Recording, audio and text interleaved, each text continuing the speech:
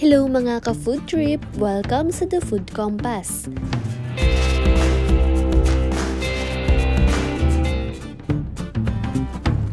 Isang level up dish na naman ang lulutuin natin ngayon. Magluluto tayo ng sinigang na mackerel. Kailangan natin ng mga sumusunod. Mackerel in can, sinigang mix, pechay at sili, kamatis, sibuyas, bawang at luya. Sa pagbubukas ng lata, dahan-dahan lang.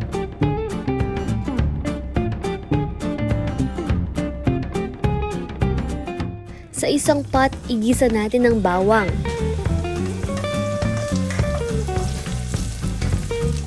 Isunod ang luya at sibuyas.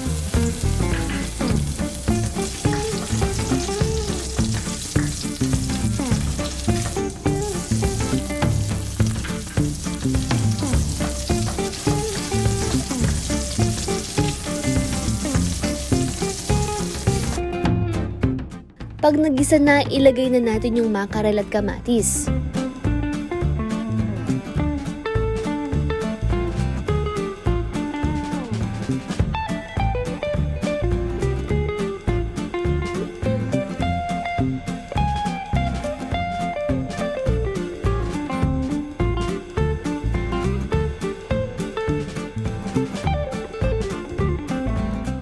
Hayaan lang itong mag-simmer.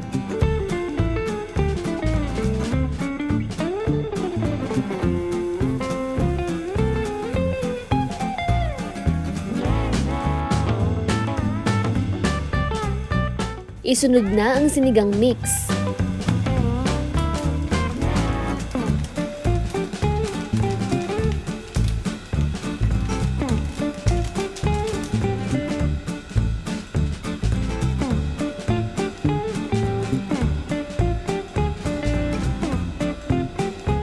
Pakuluan ng 5 minutes.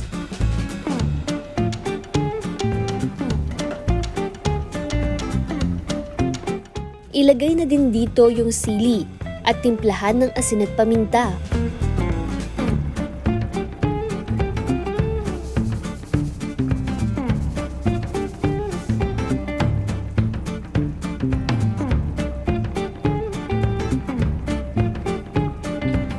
Haluin lang.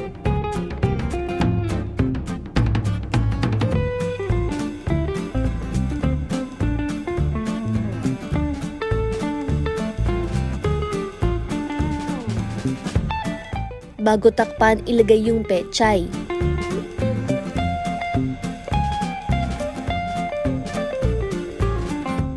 After 1 minute, okay na yung gulay. Pwede na natin tong ilubog sa sabaw at hayaan lang kumulo.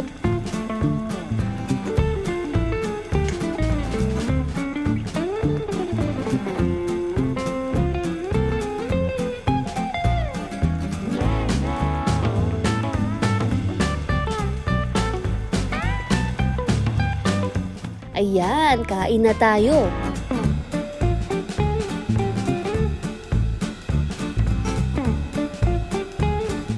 Ang masarap dito, higupin yung mainit na sabaw ng ating sinigang na mackerel.